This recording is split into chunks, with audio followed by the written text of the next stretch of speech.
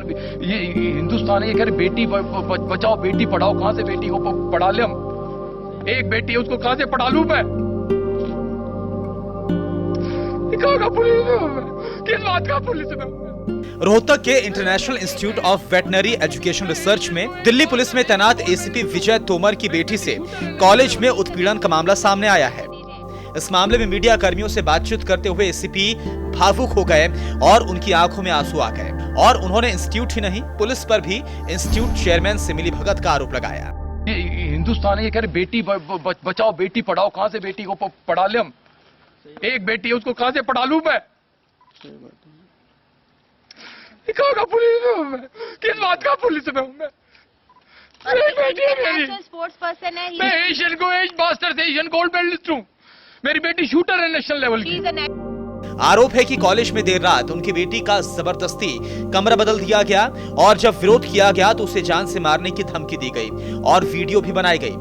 पहले भी एसीपी की पत्नी किरण तोमर ने इंस्टीट्यूट के मालिक भूपेंद्र मलिक के खिलाफ धमकी देने का केस दर्ज किया है।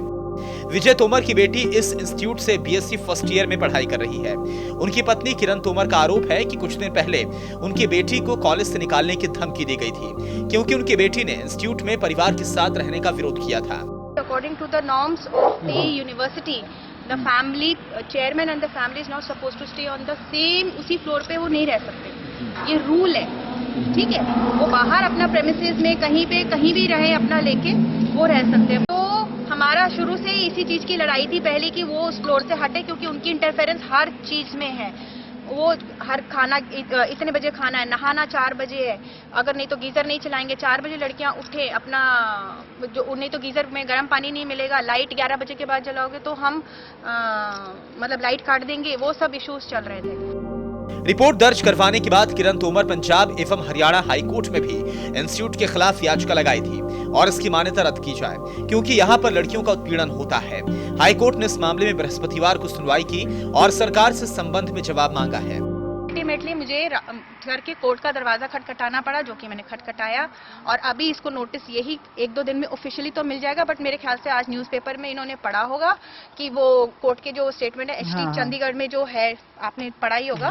तो वो देखते हुए इसने फटाफट आज लड़कियों को ऊपर 4:30 बजे वो जो इधर का डीन है, वीएलडी का डीन है सुखबीर सिंह, वो ऊपर गया लड़कियों के हॉस्टल में और उनको बोलता है अपने अपने सामान उठाओ और वो उसी फ्लोर पे ना अंदर ऐसे गैलरी जाके वहां पे भी रूम्स हैं जो कि खाली पड़े रहते हैं। कह रहा सब लोग वहां पे शिफ्ट हो जाओ। हाईकोर्ट के हस्तक्षेप के बाद शुक्रवार को अचानक से इंस्टीट्यूट के कर्मचारियों ने एसीपी की बेटी के साथ अभद्रता की और उसे कमरा खाली करने के लिए कहा गया।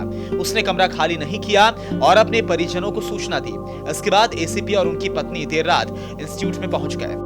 अब बेटी ने वही फोन किया, मैंने कहा तू कहीं शिफ्ट नहीं होगी, हम पहुंच रहे हैं। ये सुन के मैं फटाफट पहुंची यहाँ पे। बेटी ने जब अपोज किया कि वो सुखबीर सिंह ने कहा अगर तुम शिफ्ट नहीं होगे तो ठीक है रिटन स्टेटमेंट दे दो कि मैं शिफ्ट नहीं होंगी।